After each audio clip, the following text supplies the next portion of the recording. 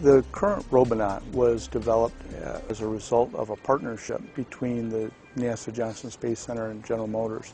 So General Motors sent down a team of engineers to work side by side with the NASA engineers, developing and assembling, designing and building the current model of Robonaut R2. Starting with R1, we went after both the hands and arms. They give you a workspace and the dexterity that's very similar to a human. When we went to R2, we increased that. We increased the speed at which we could perform tasks, and we increased the level of dexterity so that we can even perform more tasks than the original R1 can.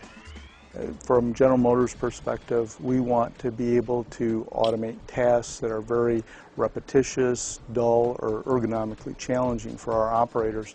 And those requirements are very similar to some of the tasks that NASA would like to be able to automate to help an astronaut. So from that perspective, we're looking at using robots and automation to support our operators, to support our people doing the work, doing the things that are not as value added for the operators.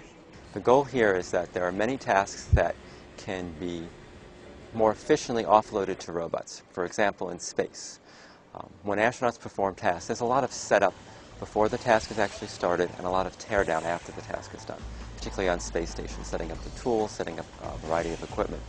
If a robot can perform that task, it allows the crew person to be much more efficient doing the things that only a crew person can do.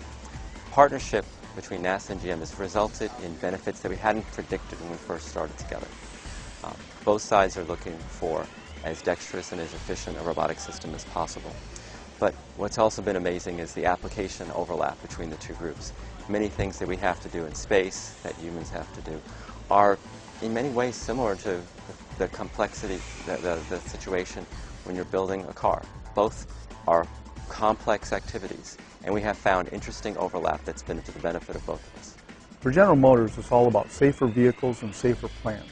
The technologies being developed in R2 will help our engineers develop advanced vehicle safety systems that will be used in our future products.